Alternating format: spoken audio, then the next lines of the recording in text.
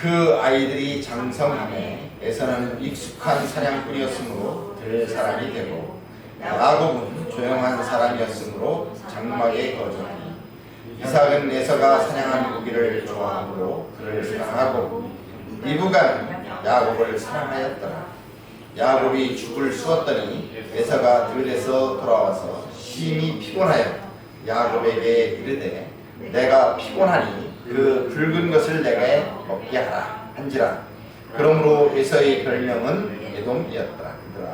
야곱이 이르되 형의 장자의 명분을 오늘 내게 팔라. 에서가 이르되 내가 죽게 되었으니 이 장자의 명분이 내게 무엇이 유익하냐. 야곱이 이르되 오늘 내게 맹세하라.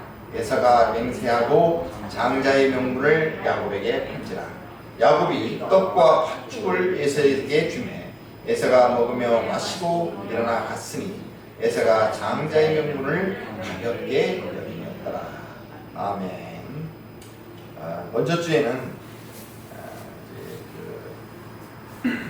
바로 위의 말씀인데 19절에서 26절의 말씀인데 야곱이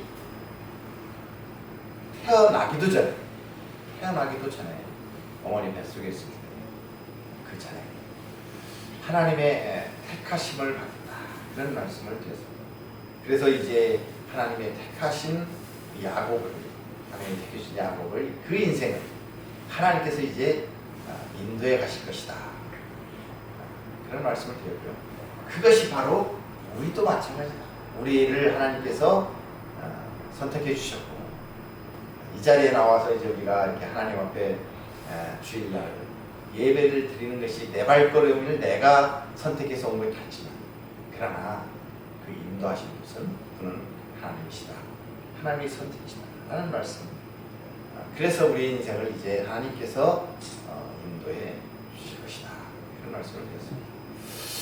계속해서 말씀을 제가 이제 강조하면서 드리지만 성경에 나오는 모든 인물들은 그 인물들을 기록한 하나님의 목적은 그 인물들이 세상적인 인물들과는 좀 다르게 그 인물들이 훌륭한 사람이고 물론 훌륭하죠. 믿음의 사람들이 이런 사람들.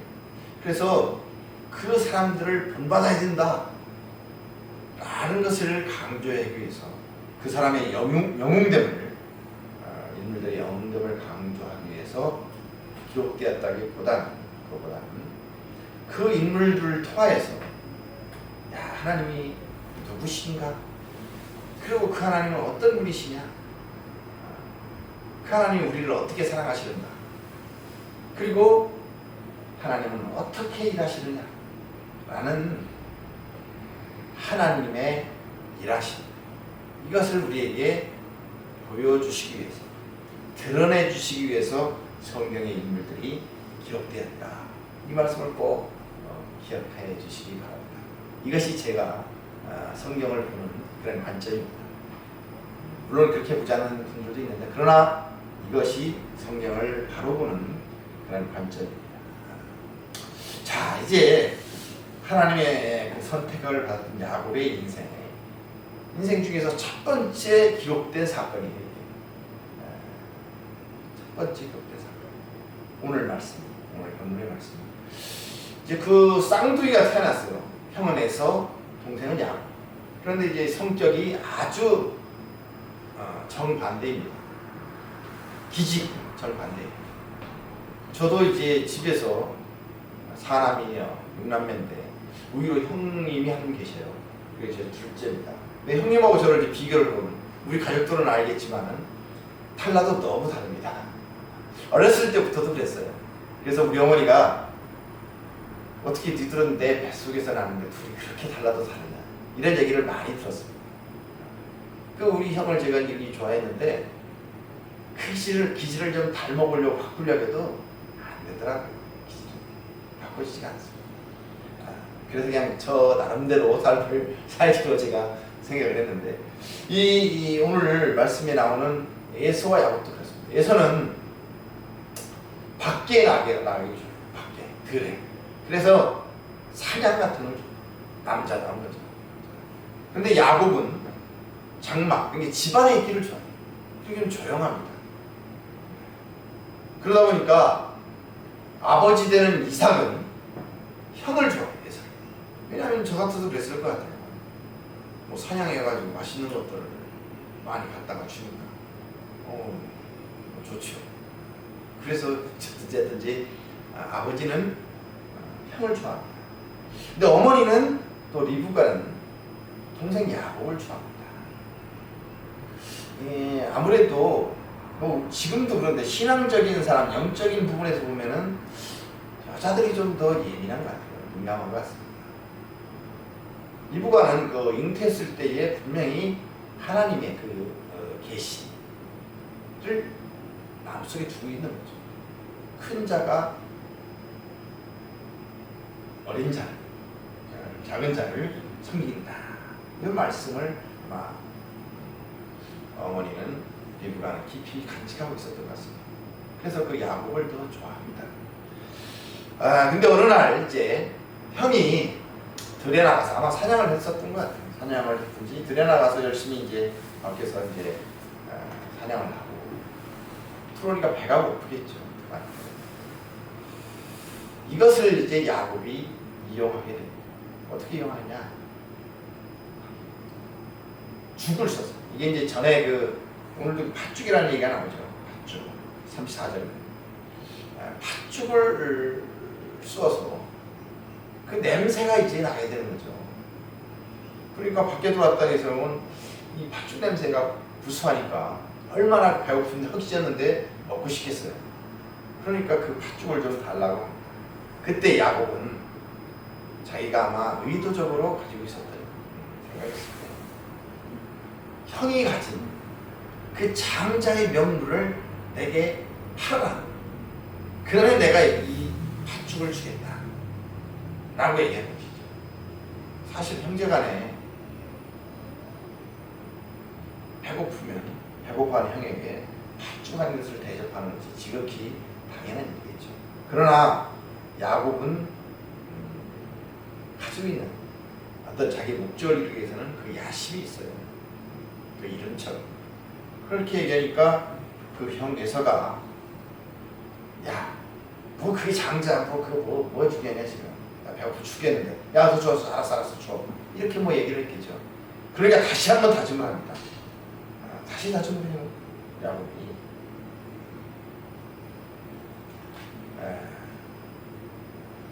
33절에 보면 다시 한번 야곱이 말합니다. 오늘 내게 맹세하라. 상당히 진지하죠. 에서가 맹세하고 장자의 명물을 야곱에게 던지라. 이렇게 되어 있습니다. 알았어. 가져가. 내가 팔았어. 꺼서 줘. 이렇게 얘기하니까 야곱이 떡과 팥죽을 형에게 팔았습니다. 그리고 에서는 야곱은 그 장자의 명분을 갖게 된 것입니다. 이 그 장자의 명분, 장자권 이것을 이 고대 이쪽 히브리 지역 이쪽에서는 그렇게 파는 경우가 서로 거래하는 경우가 있었다고 합니다. 그런 유래 풍습이. 이 장자라는 것 상당히 중요한데 그러면 이 장자의 지위가 뭐냐? 구약에서 보면 장자의 지위를 한번 우리가 보겠습니다. 출애굽기 34장 19절에서 20절 말씀 한번 보도록 하겠습니다. 모든 첫 태생은 다 내 것이며 내 가축의 모든 처음 난 것 수컷인 소와 양도 다 그러하니라. 나귀의 첫 새끼는 어린 양으로 대속할 것이요 그렇게 하지 아니하려면 그 목을 꺾을 것이며 내 아들 중 장자는 다 대속할지며 빈손으로 내 얼굴을 보지 말지니라. 아멘. 이게 무슨 얘기냐면 모든 것들 첫것 곡식도 가축도 그리고 사람도 수컷 특히 가축이나 사람의 수컷 요새 암컷 수컷 문제를 얘기하는데 가축을 얘기합니다. 그리고 사람도 장자는 다 하나님께 속했다. 하나님께 속해 있는 것입니다. 그리고 또 장자에게는 또 특권이 하나 있어요. 신명기 21장 17절 말씀 한번 보겠습니다. 신명기 21장 17절 말씀. 반드시 그 미움을 받는 자의 아들을 장자로 인정하여 자기의 소유에서 그에게는 두 몫을 줄 것이니 그는 자기의 기력의 시작이라 장자의 권리가 그에게 있습니다. 그러니까 그 장자는 다른 아들들보다 두 몫을 더 줘요. 우리나라도 유교적인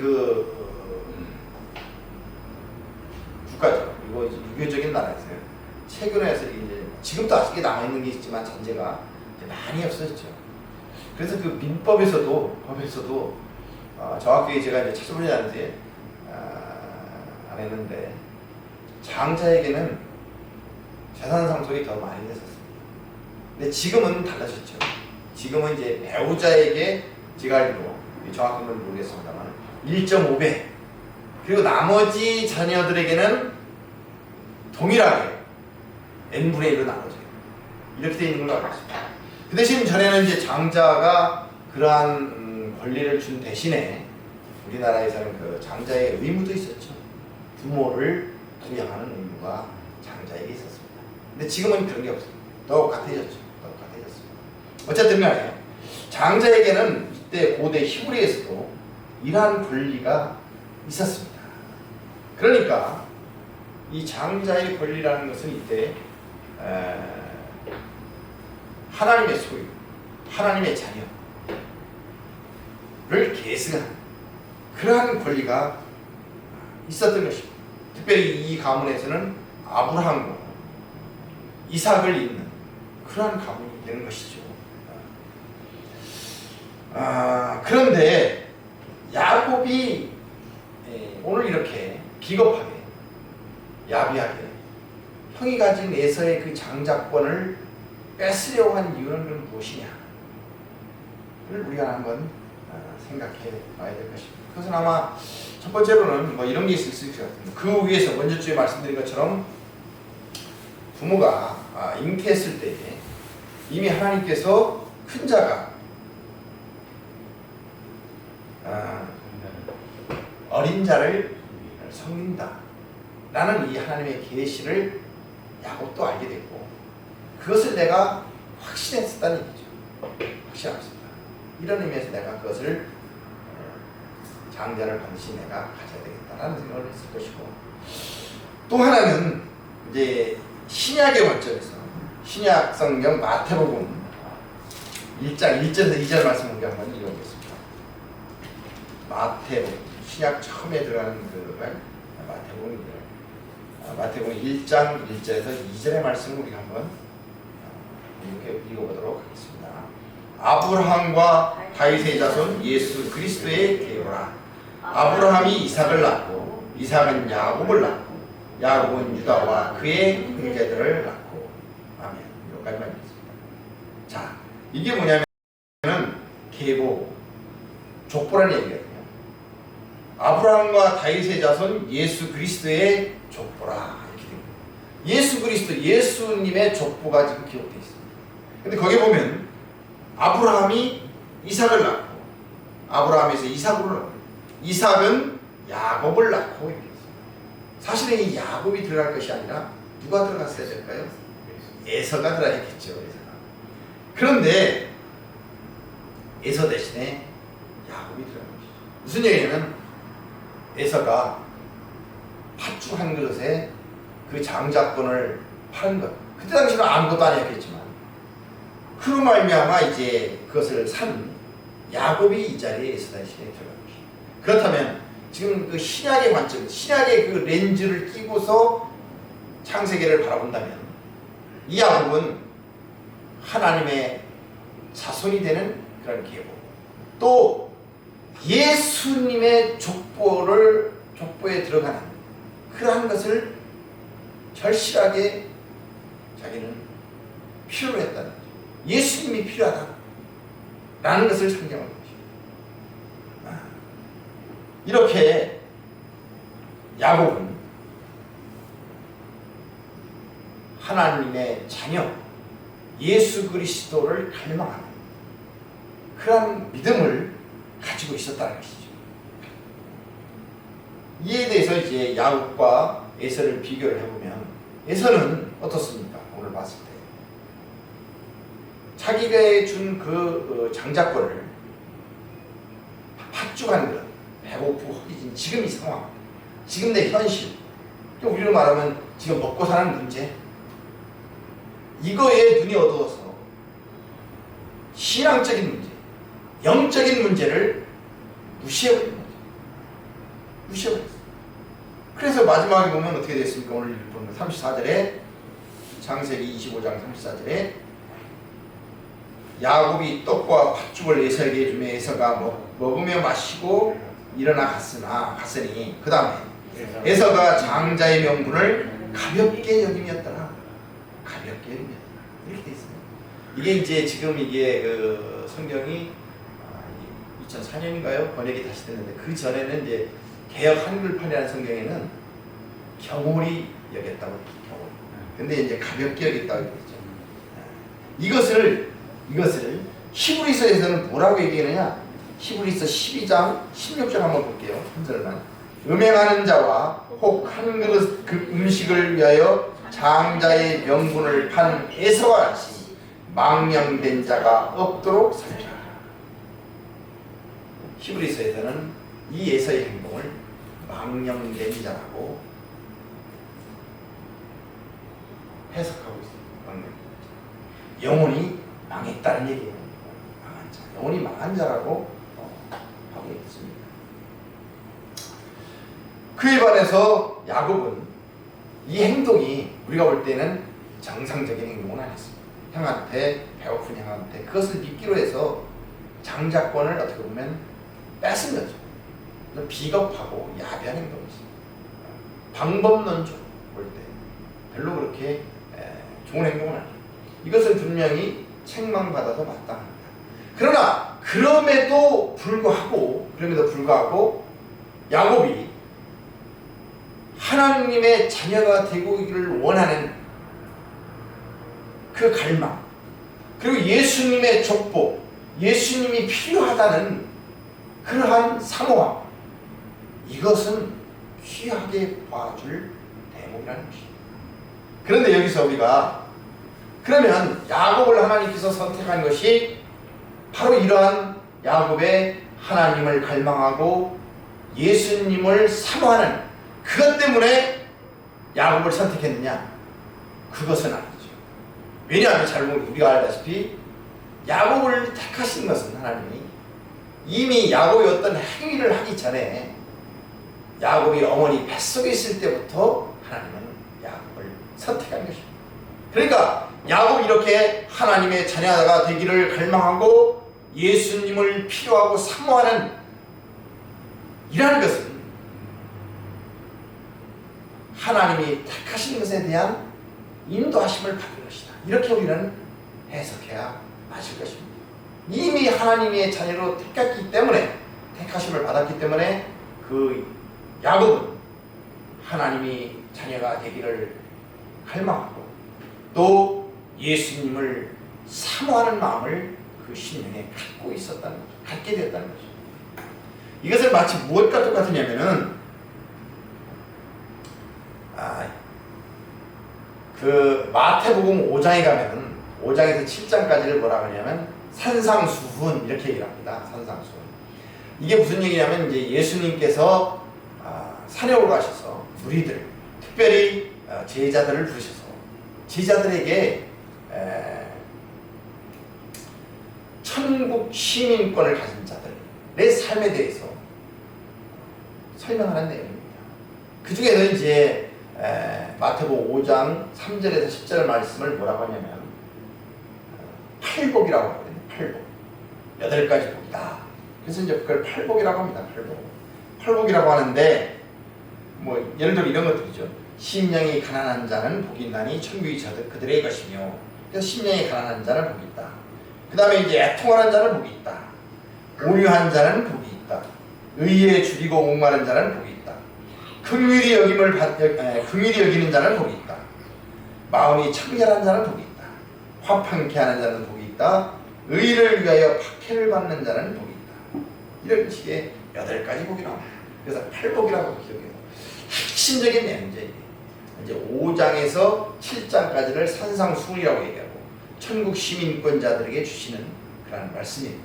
그리고 그 중에서도 이 팔복이 엑기스라고 하나요?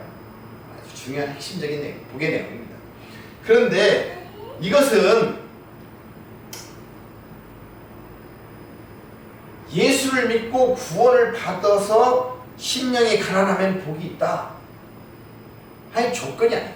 심령이 가난해야 복이 있다. 또는 애통하면 우리에게 복이 있다.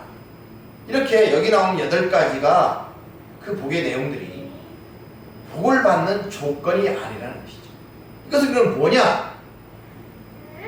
예수 믿고 구원받은 사람들, 그게 복이거든요. 예수 믿고 구원받은 것이 성경에서 말하는 생명과 복을 받았다. 가장 복된 자들이에요. 이 복된 자들에게 나타나는 증상이에요. 예수 믿고 구원받은 자들에게 이런 증상이 나타난다. 이런 증거가 나타난다는 거예요. 이런 열매가 열린다는 것입니다. 그러니까 무슨 얘기야? 다시 얘기하면 예수 믿고 구원받은 자들은 심령이 가난하게 나타나고, 예수 믿고 구원받은 자들은 애통하게 됩니다. 긍휼히 여기게 되고 온유하게 되고, 이것이 하나의 자격과 조건이 아니라 복을 받는 예수 믿고 구원받은 자들에게 나타나는 하나의 열매, 증거, 증상이라는 것입니다. 이 팔복이. 마찬가지로 오늘 야곱도 하나님이 택하신 야곱, 택하심을 받았기 때문에 택하신 그 야곱이 하나님의 인도하심을 받아서 하나님의 자녀가 되기를 갈망하고 예수님을 사모하는 그 길로 인도함을 받았다는 것이죠. 반면에 에서는 팥죽한 것에 장작관을 팔게 되므로 저주의 상징이에요. 저주의 상징. 그래서 성경의 많은 부분에 예를 들어서 이사야라든지 예레미야 또는 말라기 또는 오바다, 이런 그 성경들 선지자들이 저주의 상징으로 에서를 기억하고 있습니다.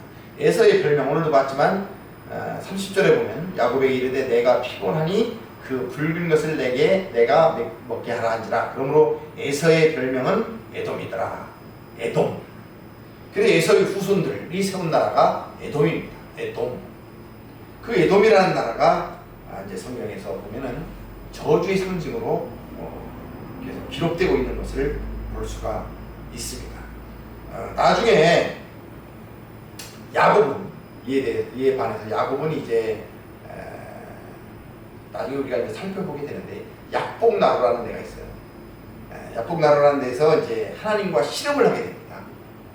그래서 이기게 돼요.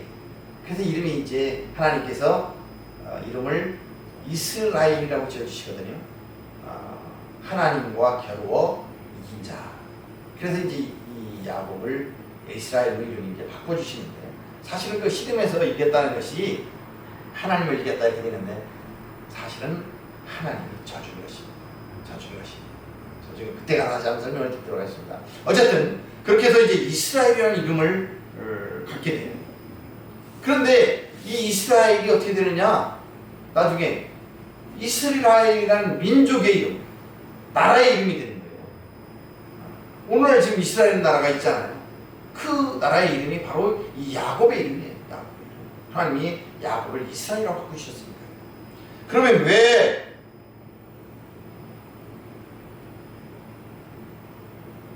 이스라엘 민족, 이스라엘 나라는 야곱 개인의 이름을 나라의 이름으로, 민족의 이름으로 부르게 되느냐?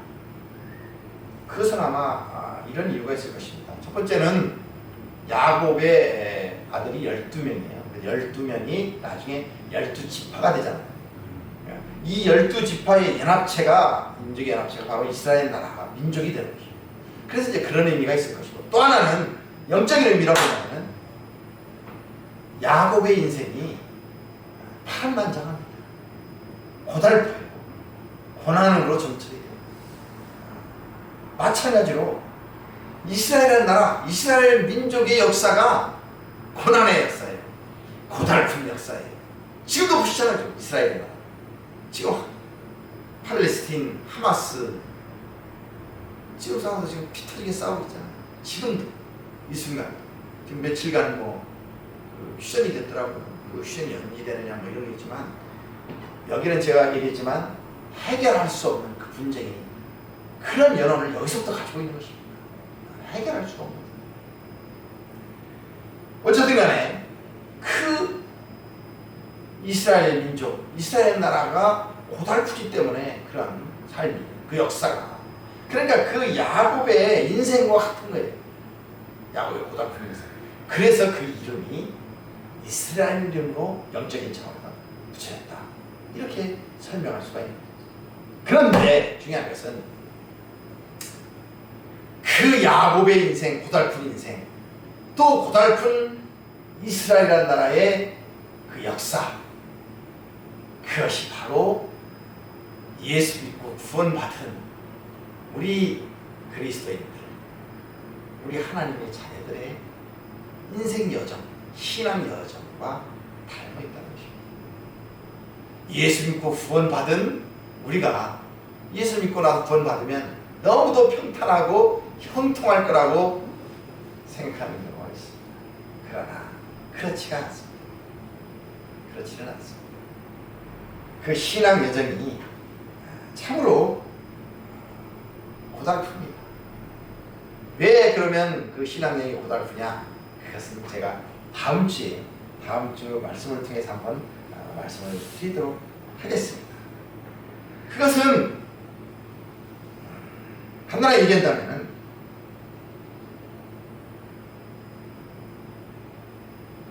성장시키기 위해서, 성숙시키기 위해서. 야곱도 그 고달픈 인생을 살아가면서 비겁하고 야비하고 사기꾼 같았던 그 야곱이 점차 하나님의 사람으로 성숙해지게 되는 것입니다. 우리도 이제 앞으로 계속 살펴보겠지만 이스라엘이라는 민족도 끝없는 고난 속에서 하나님을 의지하는 민족으로 변화되게 됩니다. 우리도 마찬가지입니다.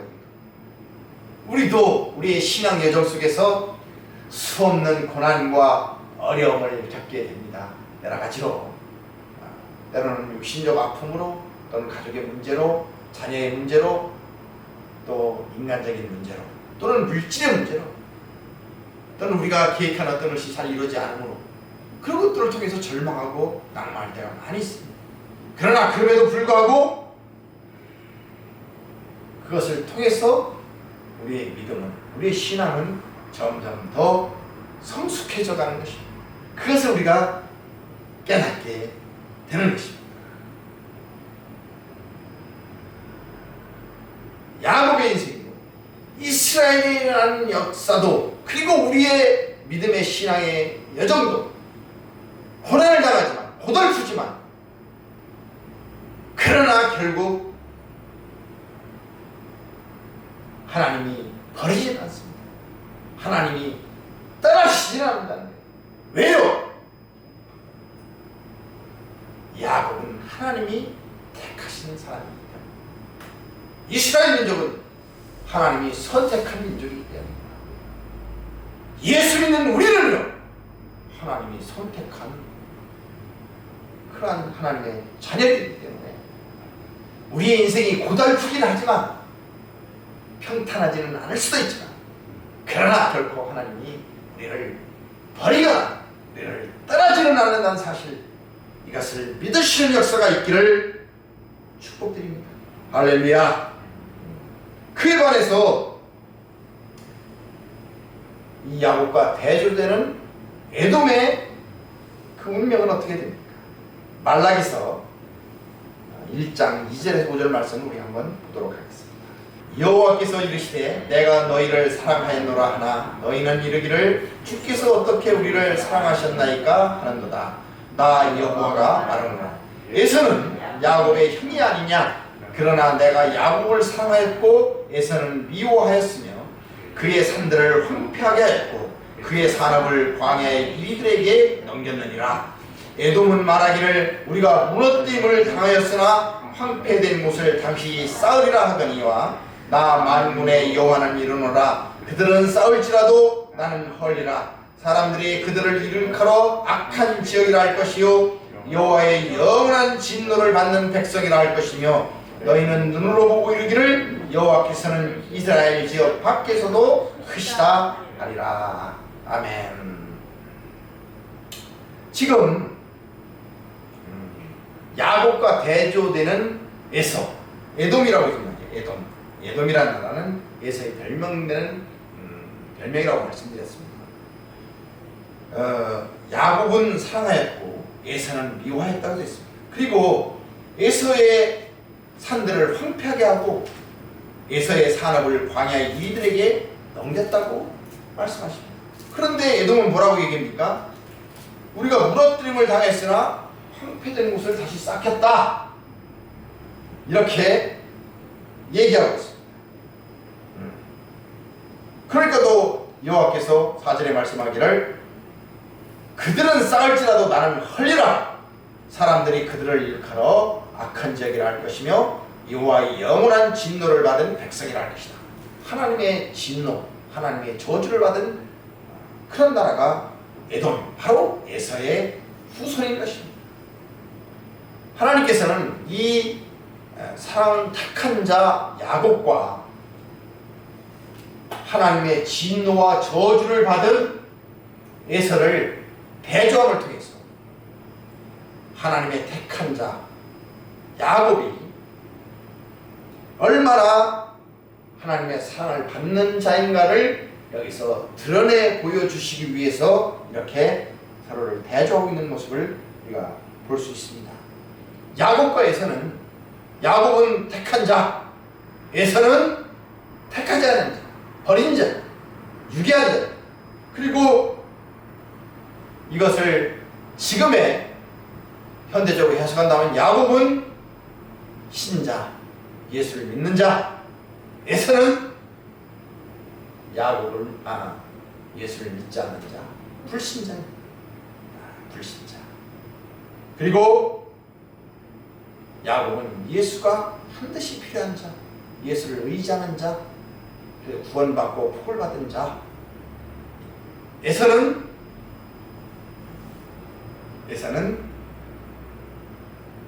하나님이 택하지 않은 예수가 필요 없는 자. 하나님이 없어도, 여기처럼 저주라는 것은 하나님이 없어도 나는 나 스스로 살 수가 있다. 나는 하나님 없이 살 수 있어.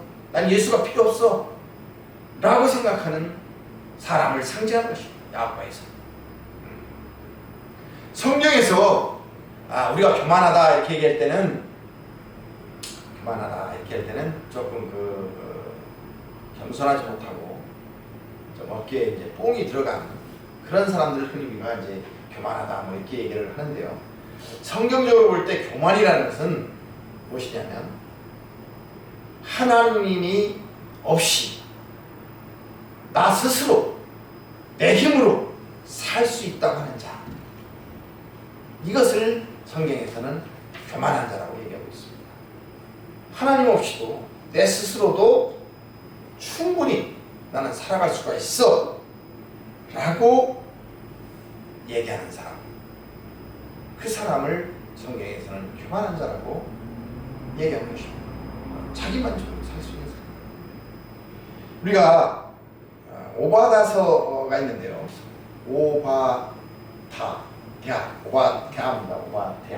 오바다서가 있습니다. 성경에 구약 성경인데 한 장으로 구성되어 있어요. 한 장. 근데 대부분이 이 한 장의 내용이 뭐냐? 에돔. 에서의 후손이 세운 나라가 에돔이라는 나라가 있잖아요. 그 에돔, 에서를 심판하고 저주하는 내용입니다. 마지막에 가서만 이제 그 17절에 가서만 야곱을 축복하는 그런 내용이 나와 있는데, 거기에 보면은 오바댜서 1장 다 읽을 수는 없고 시간이 가서 5절에 보면 5절 한번 우리가 시간이 없으면 읽어보도록 하겠습니다. 1장 5절. 혹시 도둑이 내게 이르렀으며 강도가 밤중에 내게 이르렀을지라도 만족할 만큼 훔치면 그치지 아니겠느냐. 혹시 포도를 따는 자가 내게 이르렀을지라도 그것을 얼마큼 남기지 아니하였겠느냐. 내가 어찌 그리 망하였는고. 9절 한번 읽겠습니다. 1장 9절을. 드마나 내 용사들이 놀랄 것이라. 이로 말미암아 에서의 산에 있는 사람은 다 죽임을 당하여 멸절되리라. 아멘. 지금 이게 지금 에서에게 주시는 하나님의 심판과 저주의 말씀들이거든요. 그래서 5절 지금 인근대 보면 이런 얘기예요. 도둑이 들거나 강도가 들어도 뭘 가져가더라도 조금 뭘 좀 남기잖아요. 다 가져가지 못하잖아. 집안에 남기지 않겠느냐. 또는 포도한테 뭐 도둑이 들었다고 하잖아요. 그래도 포도를 다 따가지 못하죠. 조금 뭔가 그래도 좀 얼만큼 남길 것이에요. 그런데 하나님께서 에서의 후손인 에돔에게는 9절의 말씀이 에서의 산에 있는 사람은 다 죽임을 당하여 멸절되리라 했어요. 멸절이라는 단어를 썼어요. 멸망과 멸절. 완전히 끊어버리겠다. 저주의 말씀. 이 오가다서 1장 18절의 말씀 한번 더 읽어보겠습니다. 어떻게 되냐면 18절 같이 읽겠습니다. 야곱 족속은 불이 될 것이며 요셉 족속은 불꽃이 될 것이요 에서 족속은 지푸라기가 될 것이라. 그들이 그들 위에 붙어서 우리를 불살할 것인즉 에서 족속에 남은 자가 없으리니 여호와께서 말씀하셨습니다. 그러니까 야곱 족속은 불이 되고 에서의 족속은 지푸라기 될 것이다. 그래서 불이 지푸라기를 살르듯이 완전히 멸망할 것이라는 거죠. 이렇게 결국 야곱의 길과 에서의 길은 다르다는 것입니다. 결코 만날 수가 없어요. 달라도 너무 다른 것입니다. 중간은 없어요. 에서의 길과 야곱의 길에 중간은 없다는 것입니다. 중간. 야곱의 길은 무엇입니까? 하나님이 택한 자의 길입니다. 지금으로 말한다면은 하나님께서 택하셔서 하나님의 독생자 예수 그리스도를 보내주셨어요. 그 예수를 믿음으로 말미암아 구원을 이루어주시고 이 땅에 사는 동안 구원받은 자로서 예수 그리스도를 닮아가는 구원의 인생을 살게 하시고 결국에는 하나님의 구원의 완성, 하나님의 나라, 그 천국에서 영원한 생명을 누리도록 하는 그 생명과 복을 받는 길, 그것이 야곱의 길이라는 것입니다. 이에 반해서 에서의 길은 하나님이 택하지 않으신 길, 하나님이 선택해 주지 않은 자의 길입니다. 교만한 인생이죠. 하나님 없이 나 스스로도 충분히 잘 살 수 있다고 생각하는 자의 길. 그것은 바로 미련한 자의 자리이죠. 그 에서의 삶의 결과는 사망과 저주의 자리인 것입니다. 우리가 얘기했다시피 그 마지막은 결국에서 제 불못의 자리. 이렇게 야곱의 길과 에서의 길은 너무도 다르다는 것입니다. 그 결과는 더더욱다. 자, 우리는 태어나기도 전에 하나님께서는 에베소서 1장 4절에 말씀했죠. 그것을 분명히 선택했다는 걸 말씀하시기 위해서 창세 전에 우주 만물을 만들기도 전에 우리를 선택했다는 거예요. 이게 그만큼 확실하다는 것을 보여주겠네요. 오늘 야곱의 말씀에 의하면 태어나기도 전, 엄마의 뱃속에서 태어나기도 전에, 우리가 어떤 일을 행하기도 전에 우리를 하나님께서 선택해 주셨다는 거예요. 그래서 우리는 하나님의 자녀를 삼으셨다는 것입니다. 이것은 분명한 사실이에요. 우리의 신분, 이 하나님의 자녀라는 이 신분은 분명한 사실입니다. 이것은 변할 수 없는 사실. 이런 우리는 이 운명을 가지고 살아가는 것입니다. 우리가 하나님께서 우리를 사랑하는 자라고 그 사랑하는 자녀로서의 삶을 너희들에게 확실히 인도해 주시겠다고 약속하셨습니다. 그 약속의 삶, 그 신분의 삶은 변할 수가 없는 것입니다. 단 우리가 살아가면서 그 길을 갈 때에 때때로 매를 맞으면서 갈 수는 있습니다. 또 어떤 사람은 칭찬만 받으면서 갈 수는 있어요. 그러니까 때때로 맞으면서 혼나면서 가는 인생이냐, 또는 너 그래 잘한다, 정말 내 보기 좋다 라고 칭찬을 받으면서 가는 인생이냐 라는 차이는 있을지언정 하나님이 우리를 확실히 너는 내 자녀다, 백성이다 라고 우리는 선택한 그런 자녀들의 삶을 살아간다는 거예요. 그것이 이제 로마서에 나와 있습니다. 로마서에 나와 있지만 시간이 관계해서 다 읽을 수 없죠. 저희가 로마서 8장에서 말씀을 드렸잖아요. 어떤 상황이 있어도 놓지 않겠다는 거예요. 너희들은 내가 내 사랑하는 독생자 예수 그리스도를 십자가에 죽이면서까지 너희들을 구원시킨 나의 자녀들이라는 거죠. 그거가 얼마나 더 소중하겠냐는 거예요. 그렇게 구원시킨 내 백성, 내 자녀를 내가 놓겠냐는 거죠. 어떤 상황에도 너희들은 놓지 않을 것이다 라는 것이 오늘 가서 다시 한번 읽어보십시오. 로마서 8장 31절에서 39절까지의 말씀입니다. 그렇게 확실하게 하나님께서 너희들을 목적지까지, 그 목적지가 어디입니까? 구원의 완성, 영원한 하나님의 나라, 영원한 천국, 그 자리까지 결코 하나님은 우리를 떠나지 않으시고 포기하지 않으시고 절대로 놓지 않으신다는 거예요. 이것이 우리에게 주시는 하나님의 메시지인 것입니다. 이것을 우리가 안다면 우리는